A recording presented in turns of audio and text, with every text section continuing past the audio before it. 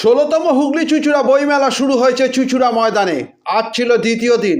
সমরেশ বসু সভাঘর ও অসিত চক্রবর্তী মঞ্চে অনুষ্ঠিত হলো এক আলোচনা সভা ও সাহিত্য আসর। উদ্বোধক ছিলেন বিশিষ্ট সাহিত্যিক ও আইনজীবী জয়ন্ত নারায়ণ চট্টোপাধ্যায়। এছাড়া মেলাতে আছে লিটল ম্যাগাজিনের স্টল ও প্রেস কর্নার। সেখানে নানাবিধ বইয়ের সঙ্গে দেখা গেল সাহিত্যিক উজ্জ্বল চক্রবর্তীর বই মানবিক ভাবনা। রবিবার ছুটির দিন থাকায় মেলায় ছিল উপচে পড়া ভিড়। পরে এই বইমেলা সম্পর্কে জানান একজন সাহিত্যিক ও সমকাল ও বিবৃতি পত্রিকার সম্পাদক অরিত্র শীল। চুঁচুড়া থেকে প্রবীর ঘোষালের রিপোর্ট।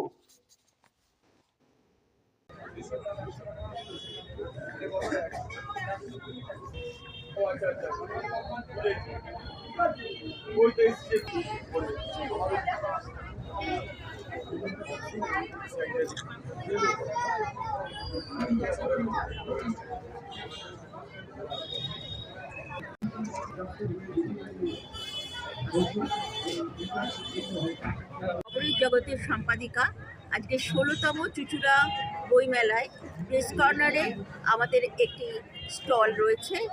বইমেলা স্টল নম্বর রয়েছে আমাদের। আমরা এখানে বিভিন্ন আমাদের খবরের জগৎ পত্রিকা, বিভিন্ন বই এবং উজ্জ্বল চক্রবর্তীর মানবিক ভাবনা যে নতুন বইটি প্রকাশিত হয়েছে সেটিকেও নিয়ে এসেছি। এবং আমাদের সম্পাদনা খবরের জগতের সম্পাদনায় এবার একটি বই প্রকাশিত হতে যাচ্ছে রতন টাটার উপরে, ইস্পাত থেকে সফটওয়্যার বলে। এটা খুব শীঘ্রই প্রকাশিত হবে। তা এখানে আমরা প্রেস কর্নারে যে যারা এসেছি তারা সব লিটল ম্যাগাজিনের অন্তর্ভুক্ত। আমাদের কারুর মাসে বেড়ে কারুর সপ্তাহে পত্রিকা প্রকাশিত হয়। আমরা এই বইমেলাতে এখানে আমরা এই বার্তাটাই দিতে চাইছি যে আজ এখানে যারা বইমেলাতে আসছেন আমাদের চুঁচুড়া হুগলি চুঁচুড়া বইমেলার প্রাণকেন্দ্র হলো তার সভাঘর বা অডিটোরিয়াম।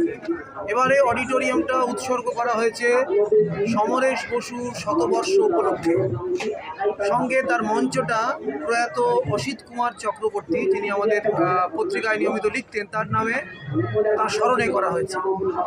এই সমরেশ বসু সভাঘরটির আজকে উদ্বোধন হলো। উদ্বোধন করলেন প্রখ্যাত আইনজীবী এবং একই সঙ্গে তিনি কিন্তু লেখক প্রাবন্ধিক জয়ন্ত নারায়ণ চট্টোপাধ্যায়।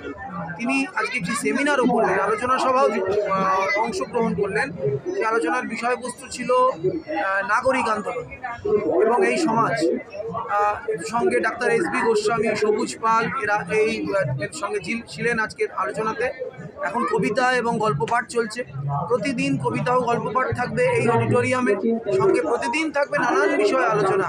কোনোদিন ঋত্বিক ঘটক, কোনোদিন সলিল চৌধুরী, কোনোদিন শরৎচন্দ্র, যাদের এবারে বিশেষ বছর, তাদেরকে আমরা স্মরণ করব। হুগলি জেলার পাখি, এই বিষয়েও একদিন আলোচনা সভা আছে। প্রত্যেক দিনই কিছু না কিছু আলোচনা সভা শুরু হবে ঠিক বিকেল 5টায়। তারপরে সভা শেষ হলেই সঙ্গে কবিতা পাঠ, যে কোনো মানুষ কবিতা পাঠ করতে আসতে পারবে।